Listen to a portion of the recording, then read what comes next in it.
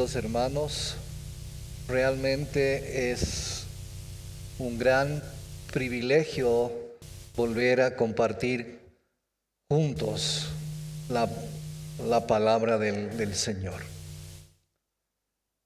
Para empezar, déjenme comentarles que en las calles de La Habana, Cuba, todavía se pueden ver turistas, ¿no?, cuyo principal interés es ver qué ha ocurrido con aquella bella ciudad de encanto, de alegría de hace tantos años atrás.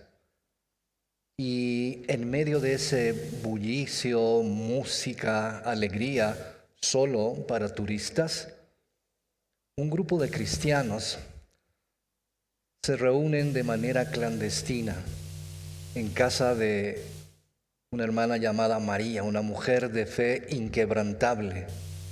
Y se reúnen para estudiar la palabra, para orar, para alabar al Señor. Pues como sabemos, la expresión abierta de la fe no es tolerada por el régimen comunista, que mantiene un estricto control sobre las actividades religiosas.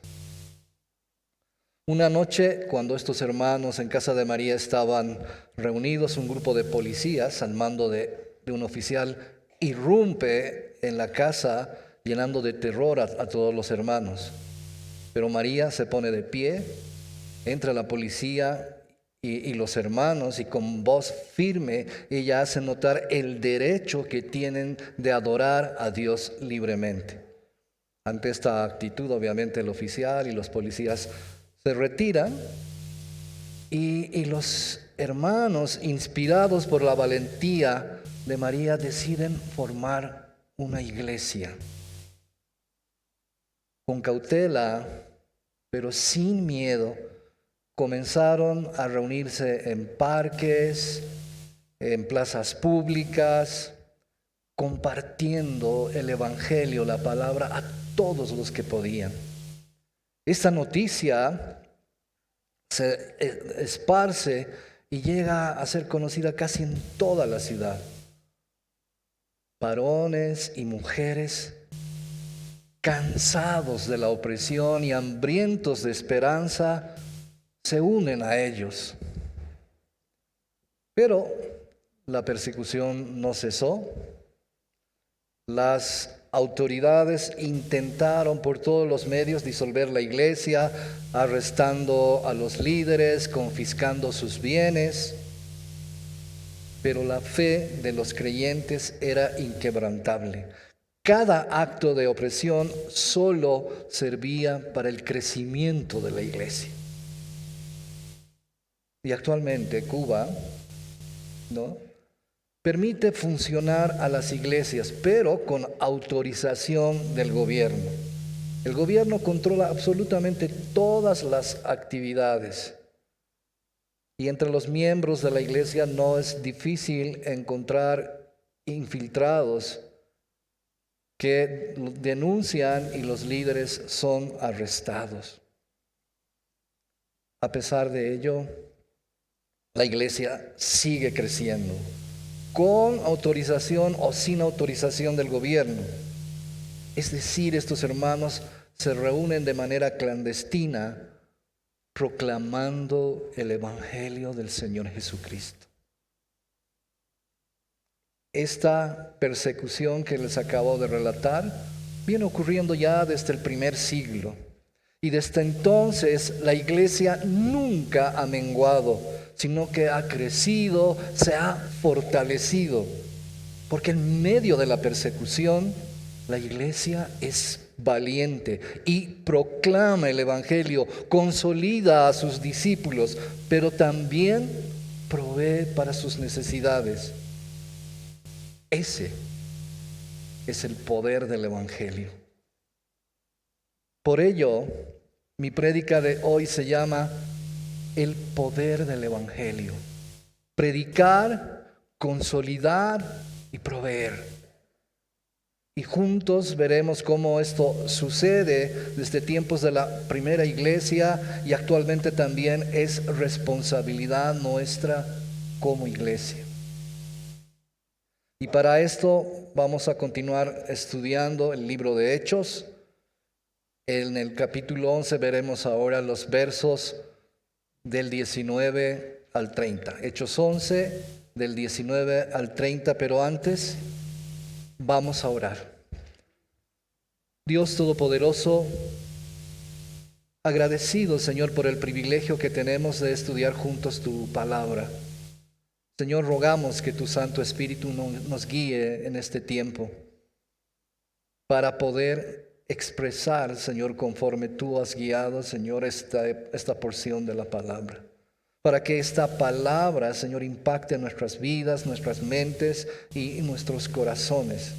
Y no solo se quede ahí, Señor, sino que de esta palabra podamos hacer vida en nuestras vidas. Te lo pedimos, Señor, en el nombre de Cristo Jesús. Amén. Para entender mejor esta porción de la palabra, la vamos a dividir en 3 puntos. El primero es predicar el Evangelio, el segundo, consolidar discípulos, y el tercero, proveer para la iglesia. Y cuando vayamos desarrollando cada punto, también vamos a dar lectura a la porción correspondiente. Entonces, vamos a empezar con el primer punto, predicar el Evangelio, y vamos a leer los versos 19 al 21.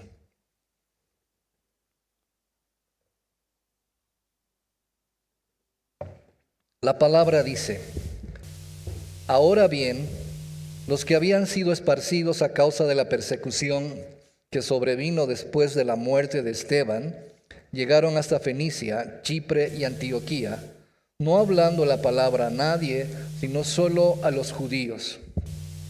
Pero había algunos de ellos, hombres de Chipre y de Cirene, los cuales al llegar a Antioquía hablaban también a los griegos, predicando el evangelio del Señor Jesús. La mano del Señor estaba con ellos, y gran número que creyó se convirtió al Señor. Notemos que Lucas empieza esta nueva sección diciendo: ahora bien, lo que en otras palabras significaría dicho esto, y dicho esto hace referencia a todo lo que estaba aconteciendo en ese momento en la iglesia de Jerusalén desde la muerte de Esteban. Por ejemplo, ¿qué estaba ocurriendo? La predicación del evangelio en Samaria, todas estas cosas que hemos visto en las anteriores prédicas, los milagros que acontecieron, la conversión de Saulo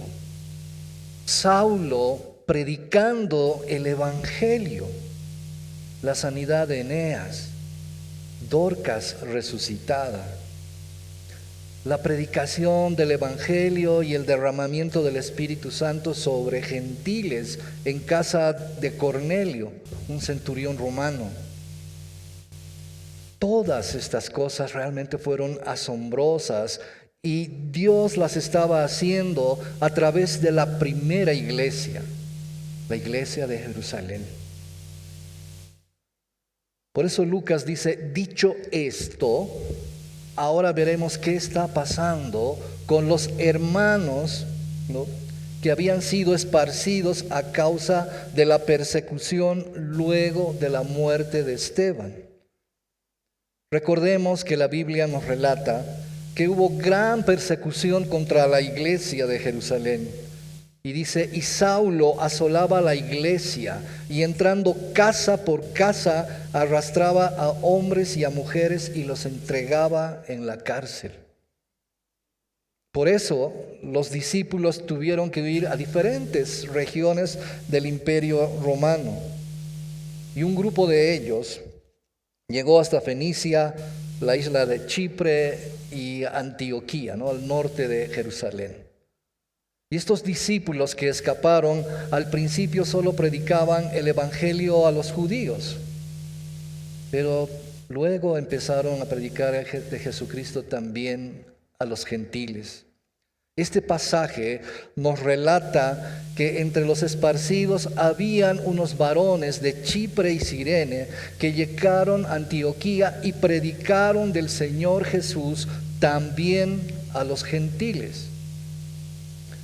aquí podemos ver que la primera iglesia da un paso trascendental que repercute hasta nuestros días. Es la predicación del Evangelio a los gentiles.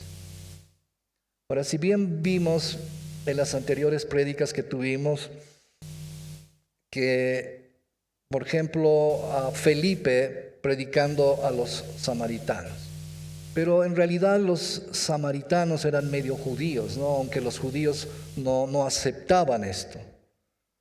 Luego está la predicación de Pedro a la familia de Cornelio, pero la iglesia no se acercó a ellos, sino fue una solicitud de Cornelio para que les vayan a predicar. Fue la solicitud de los gentiles. Por tanto, podríamos decir que la iglesia hace su primera incursión en la predicación del Evangelio a los gentiles, y esto es realmente algo asombroso. Pero también dice algo que llama la atención. Es que la Biblia no nos da el nombre de estos predicadores, no nos da el nombre de estos evangelistas, solo nos dice que eran unos varones de Chipre y Cirene.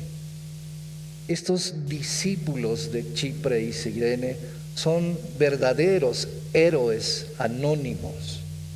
Sus nombres no figuran en la Biblia, ni están en ningún libro de historia, pero seguro sí están escritos en el libro de la vida, que es lo más importante, pues este libro es escrito por Dios mismo.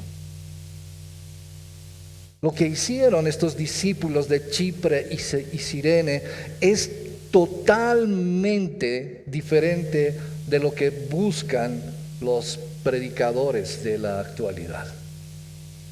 Estos no se conforman en ninguna manera con el anonimato, sino que ellos buscan brillar, que su nombre sea reconocido, y lamentablemente usan el Evangelio para su propio beneficio,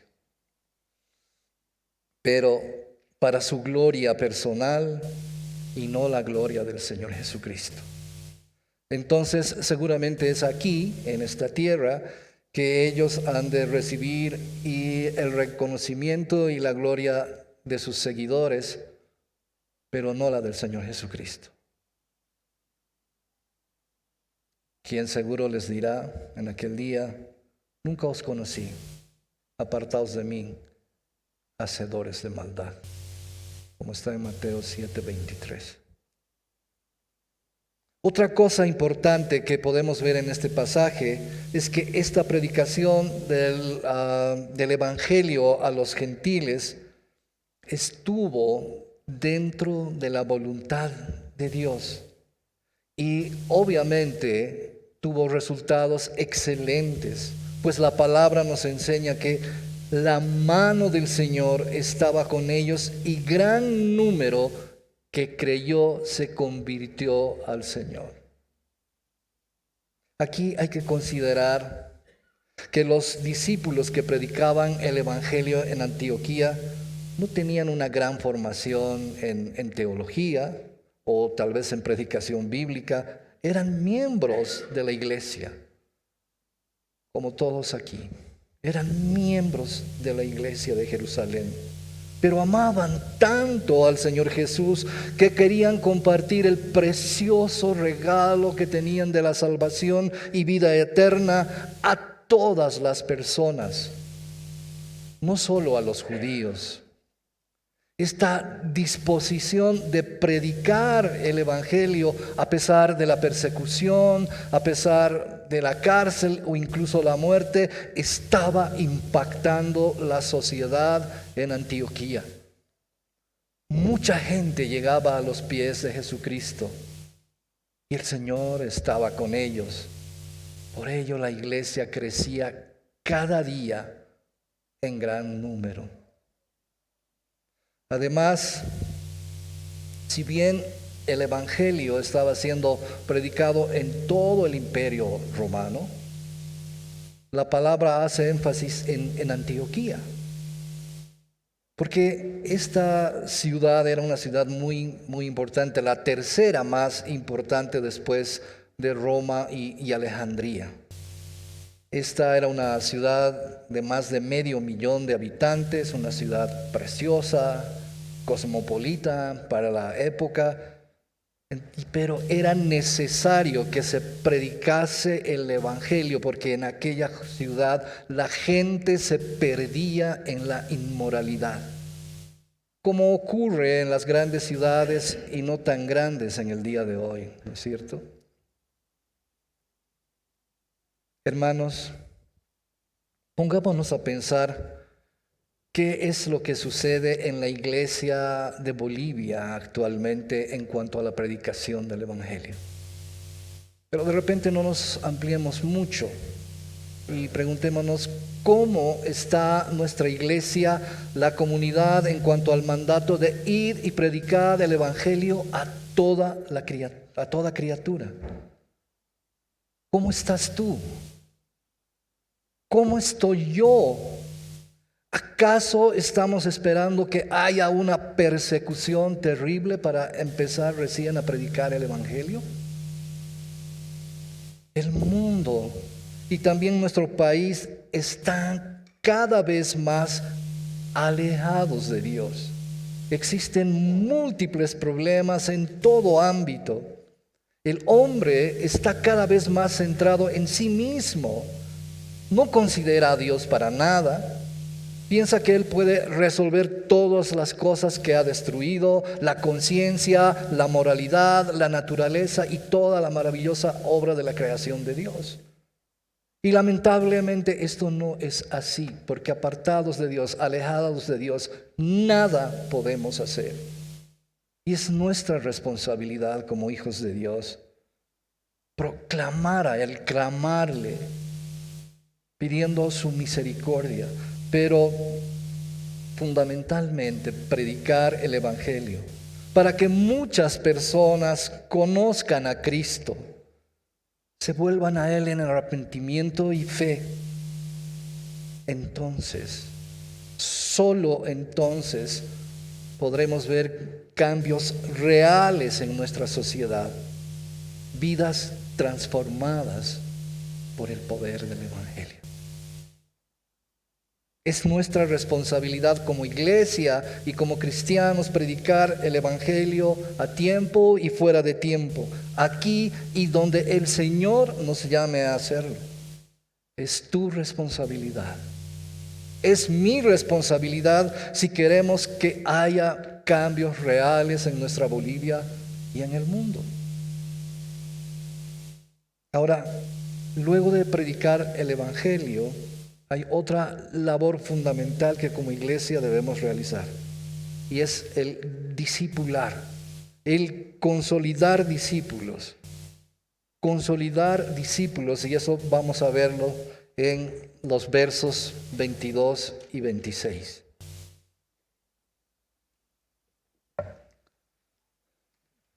La palabra dice: la noticia de esto llegó a oídos de la iglesia de Jerusalén, y enviaron a Bernabé a Antioquía, el cual cuando vino y vio la gracia de Dios, se regocijó y animaba a todos para que con corazón firme permanecieran fieles al Señor. Porque era un hombre bueno y lleno del Espíritu Santo y de fe, y una gran multitud fue agregada al Señor. Bernabé salió rumbo a Tarso para buscar a Saulo, y cuando lo encontró, lo trajo a Antioquía, y se reunieron con la iglesia por todo un año, y enseñaban a las multitudes, y los discípulos se les llamó cristianos por primera vez en Antioquía.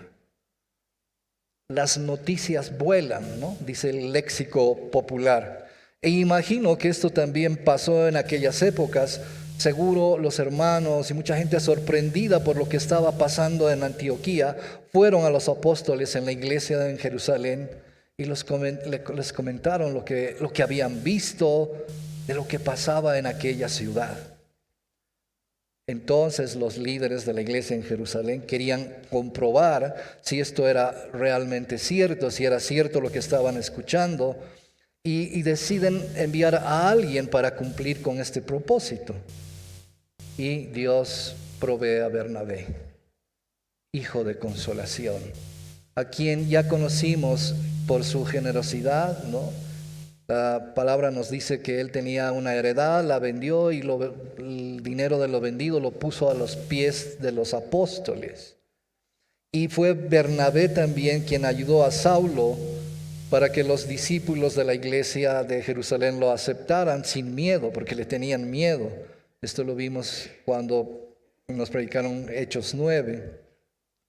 Y la palabra nos dice que Bernabé era un hombre confiable, un hombre bueno y lleno del Espíritu Santo y de fe.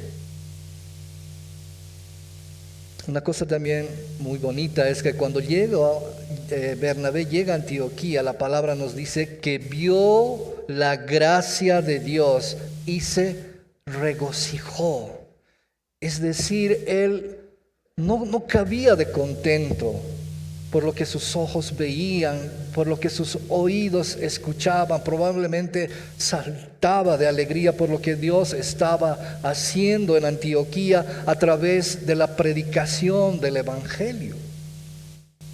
Aunque no se nos dice específicamente qué es lo que vio, pero podríamos asumir que lo que más le llamó la atención es como judíos y paganos adoraban juntos al Señor, compartían todas las cosas, como dice, con alegría y sencillez de corazón. Y esto obviamente era solo por la gracia de Dios, por la gracia de Dios. Y esa es la maravillosa gracia que Bernabé vio y se regocijó. Ahora, una cosa a la que quiero llamar su atención es hacia la gente que viene por primera vez a nuestra iglesia. ¿Ve la gracia de Dios entre nosotros?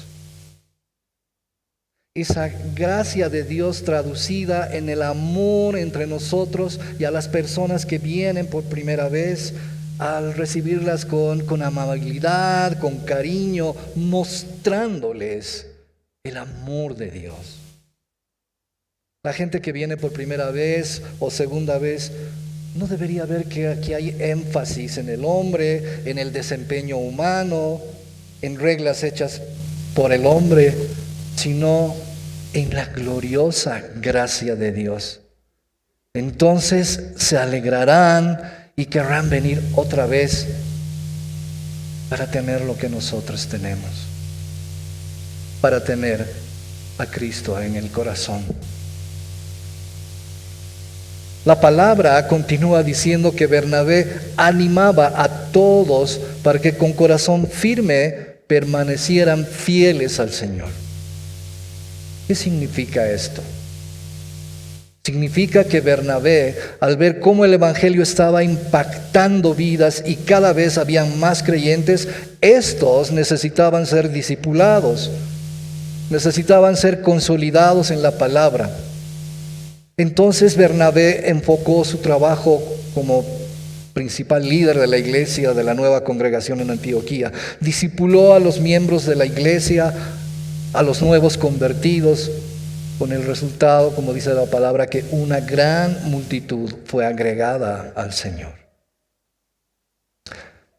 ¿Saben, hermanos, cuán importante es consolidar discípulos, o sea, discipular? Déjenme contarles que a los poquitos meses de convertido yo tuve que dejar el país para hacer mis estudios de posgrado. Estaba recién casado, entonces mi esposa estaba embarazada y no podía ir conmigo hasta que nuestra hija naciera. Y la iglesia en la que me convertí tenía cursos de discipulado para los nuevos creyentes, algo parecido al trencito que tenemos aquí. En estos cursos recibí mis primeras bases acerca de conocer y aprender la palabra, conocer más a Dios y de su amor por mí. Y ya estando solo en un país extranjero, en la universidad, joven, había muchas tentaciones a las que estaba sometido. Pero gracias a Dios, y a que fui discipulado en la palabra, fui instruido en la palabra, pude resistir a todas aquellas tentaciones. Los amigos me invitaban a diferentes lugares donde había diversión y yo no aceptaba. Ellos podían ver que mi comportamiento era diferente al de ellos y de pronto no entendían por qué. Pero cuando preguntaban, yo aprovechaba para predicarles de Cristo y decirles además que era casado y amaba a mi esposa y a mis hijas y no haría absolutamente nada que podría lastimarlas, y menos haría cosas que podrían lastimar a mi Dios. Entonces pude entender de cuán importante fue para mí el haber sido discipulado, consolidado como creyente, lo que me ayudó a mantenerme firme en mis convicciones, firme en mi fe, hasta el día de hoy.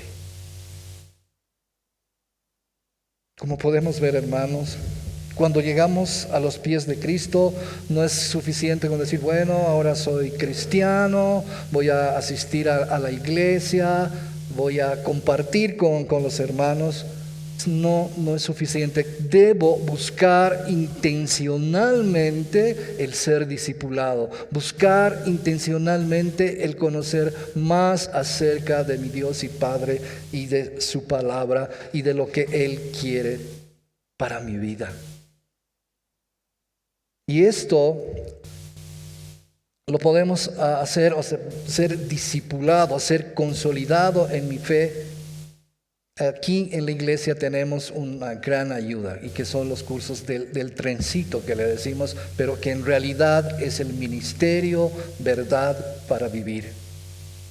Entonces, cuando estos cursos se inicien, podemos inscribirnos para ser discipulados. Continuando con el relato que nos hace Lucas, podemos ver que la iglesia crecía rápida y grandemente. Entonces, seguramente Bernabé ya no podía realizar esa gran labor del discipulado y liderar solo la iglesia. Va a buscar apoyo, piensa en alguien que debe apoyarlo y quería de pronto ver a alguien como él era, un hombre bueno y lleno del Espíritu Santo y de fe. Y asumo que debió pensar en Saulo o Pablo. Ahora, la palabra no nos dice nada acerca de Saulo desde la última vez que él escapó a Tarso vía Cesarea, como vimos en el capítulo 9, en el verso 30, ¿no? Seguramente Pablo permaneció en Tarso porque allí va a buscarlo Bernabé. Los estudiosos dicen que pasaron como 9 años desde el escape de Saulo hasta este momento, ¿no? Y allí estaban durante todos estos años y suponemos que estos años no fueron malgastados, sino Saulo hizo una inversión silenciosa y se preparó para el servicio futuro que Dios le tenía determinado. Y ante la solicitud de Bernabé de ir a apoyar a la iglesia en Antioquía, a Pablo se le presentaba la tarea para la que había él sido designado. Pablo era el hombre indicado, porque Antioquía no era una ciudad fácil, menos para un líder cristiano, y este tenía que ser hábil en la discusión para resistir los ataques tanto de los judíos como de los gentiles. Entonces Pablo era el hombre indicado. A partir de ese momento, dice la palabra que Bernabé y Saulo enseñaron por 1 año la palabra a mucha gente, fortaleciendo así a la iglesia en Antioquía, consolidando discípulos. A partir de esto, Antioquía se convirtió en un centro de gran enseñanza y predicación. Y en ese momento, Antioquía tuvo los mejores predicadores: Bernabé, Pablo y también Pedro.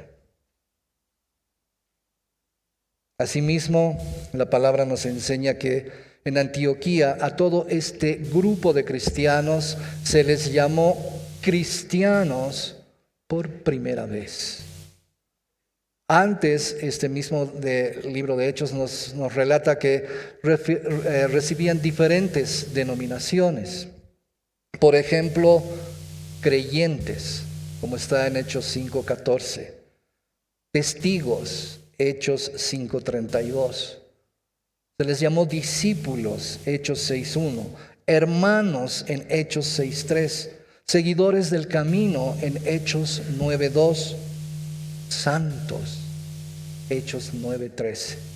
Y más adelante también nos dirá que eran llamados nazarenos, Hechos 24:5, perdón. Pero, a partir de esa época y hasta el día de hoy, somos llamados cristianos. Y cristiano es una palabra derivada del griego cristianos, que quiere decir seguidor de Cristo. Ahora, es interesante ver cómo esta palabra solo se menciona 3 veces en la Biblia. Y la primera es en este pasaje, y la segunda es en el capítulo 26, el verso 8, cuando el rey Agripa le dice a Pablo: por poco me persuades a ser cristiano. Y la tercera está en 1 de Pedro 4:16, cuando Pedro anima a los cristianos y les dice: si alguno padece como cristiano, no se avergüence, sino glorifique a Dios. Al inicio, este nombre era un apodo despectivo para burlarse de los discípulos. Pero los cristianos se lo apropiaron y lo dieron a conocer en todo el mundo. Por el testimonio de sus vidas, lo convirtieron no en un nombre de burla, sino de respeto, de admiración y de honor. El famoso historiador de la iglesia primitiva, Eusebio, describió a un creyente llamado Santolión en Francia, quien fue torturado por ser seguidor de Jesús. Mientras lo torturaban cruelmente, esperaban que blasfemara el nombre de Dios. Le preguntaban su nombre y él solamente respondía: soy cristiano. ¿A qué nación perteneces? Y él contestó: soy cristiano. ¿En qué ciudad vives? Soy cristiano. Sus interrogadores se enojaron y le dijeron: ¿eres un hombre libre o esclavo? Soy cristiano. Fue su única respuesta. Sin importar lo que le preguntaban, él solamente contestaba: soy cristiano. Y esto hizo que sus torturadores estén más determinados en quebrarlo, pero no pudieron. Y él murió con las palabras: soy cristiano, en sus labios. Hoy, los cristianos debemos estar dispuestos a tomar por lo menos la idea del título de seguidores de Jesús. Seguidores de Jesús, pero ¿lo hacemos? ¿Realmente lo hacemos? Decimos que somos cristianos a los que no lo conocen cuando tenemos la oportunidad, ¿o nos avergonzamos? Debemos llevar con orgullo ese nombre, dignificarlo de tal forma que permita darle todo el honor, la honra y la gloria al Señor Jesucristo. Y una de las formas de honrar al Señor Jesucristo es proveer para la iglesia. Y vamos a leer el punto 3, proveer para la iglesia, los versos 27 al 30.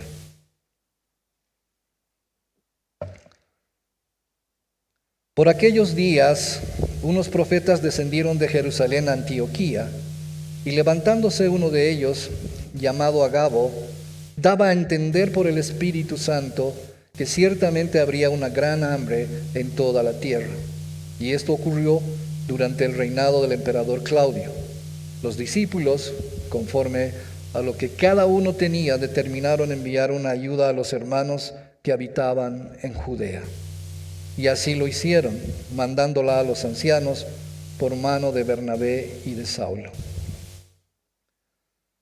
Es bueno también entender que en el libro de los Hechos, los profetas toman gran relevancia, pues se nombran varias veces. Es aquí la primera vez que estamos viendo cuando se refiere a Agabo y otros profetas, sus compañeros. Luego también se va a hacer mención a Judas y Silas en Hechos 15:32. Va a decir después numerosos profetas y maestros en Antioquía en Hechos 13:1 y las hijas de Felipe en Hechos 21:9. Entonces podemos ver que los profetas en la iglesia primitiva tenían gran importancia. Su ministerio estaba en su nombre, pues profeta quiere decir el que proclama la palabra de Dios. Es verdad que a veces anunciaban el futuro, pero principalmente predicaban la palabra, proclamaban la voluntad de Dios. Podemos decir con seguridad que actualmente los profetas son los que predican la palabra de Dios, los que predican el evangelio del Señor Jesucristo, los que predican la sana doctrina sin adulteraciones. Ya no existen los que vaticinan el futuro, pues todo está escrito en la palabra de Dios.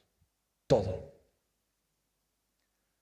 Ahora, no sabemos exactamente cómo Agabo daba a entender por el Espíritu que venía esta gran hambre en toda la tierra. Lo cierto es, por lo que cuenta la historia, que esto efectivamente ocurrió.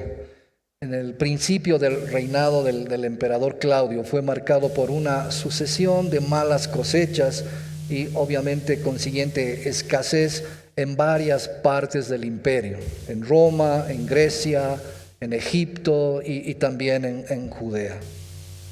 Ahora, algo importante de destacar en este pasaje es cómo los cristianos toman en cuenta la palabra del profeta, el que estaba predicando. Lo hacen de manera muy seria y por ello generosamente dieron para satisfacer las necesidades de los hermanos que iban a pasar por esta hambre.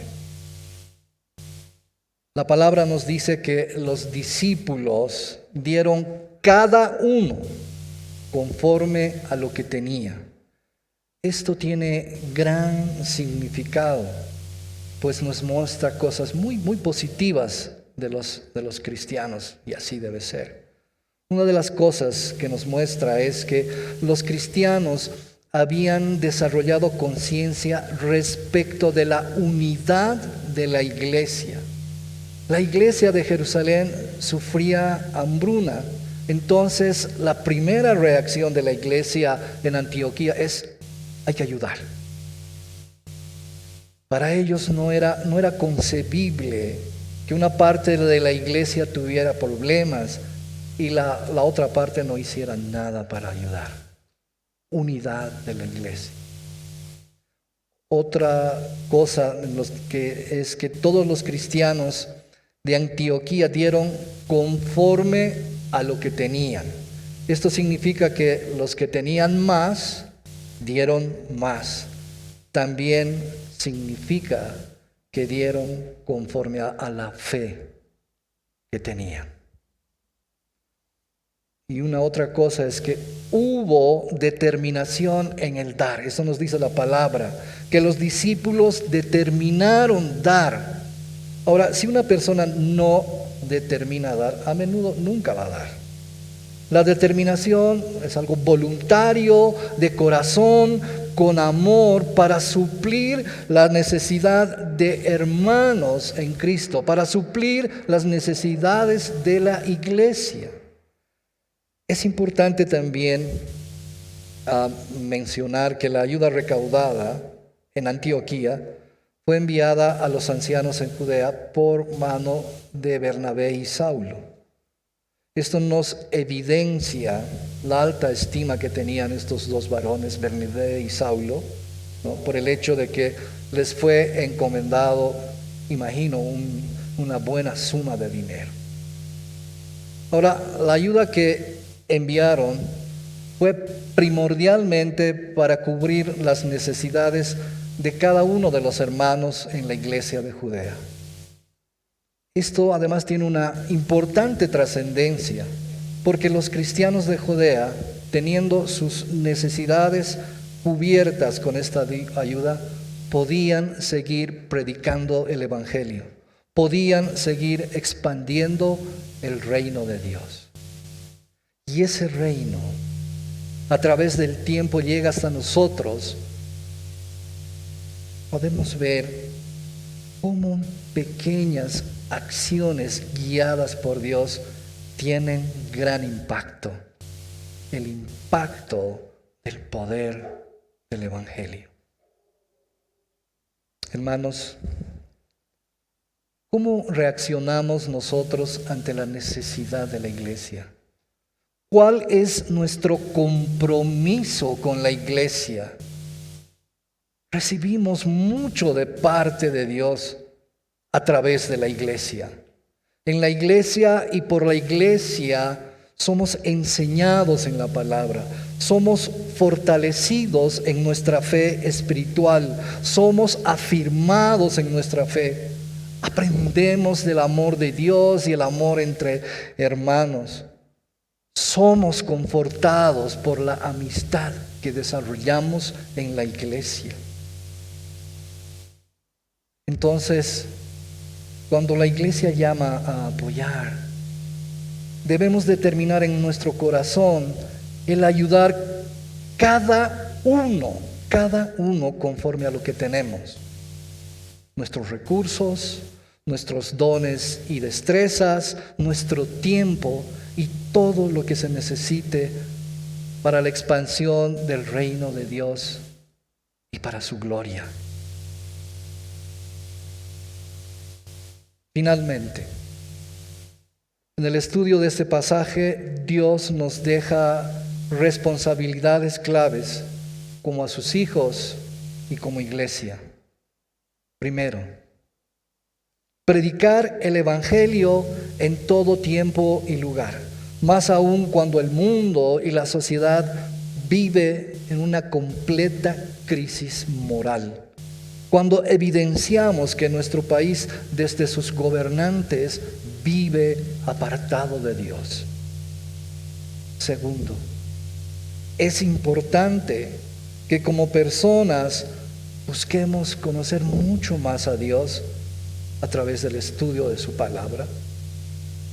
Estudiar la palabra, ya sea solos, estudiar la palabra, como mencioné en los cursos del ministerio, verdad para vivir que ofrece la iglesia. Busquemos consolidarnos como discípulos, busquemos ser consolidados en nuestra fe. Y tercero,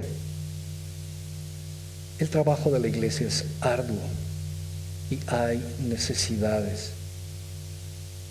Entonces, ante estas necesidades es responsabilidad nuestra como cristianos, como hijos de Dios, el dar para el sostenimiento de la iglesia y para la expansión del reino de Dios. Debemos dar conforme a lo que tenemos, con determinación, voluntariamente, de corazón, con amor para los hermanos y con amor al Señor Jesucristo, nuestro Salvador. Vamos a orar. Dios y Padre, hemos escuchado tu palabra, Señor. Y te damos gracias, Señor, porque tú nos has ayudado a entenderla. Reconocemos, Padre, que en todas estas cosas que tú nos mandas necesitamos de ti. Ayúdanos a ser valientes para predicar el Evangelio. Ayúdanos a ser diligentes para estudiar tu palabra. Y ayúdanos siempre a determinar en nuestro corazón el poder ayudar a tu iglesia para la expansión de tu reino y para tu gloria. Haznos verdaderos hijos tuyos. Haznos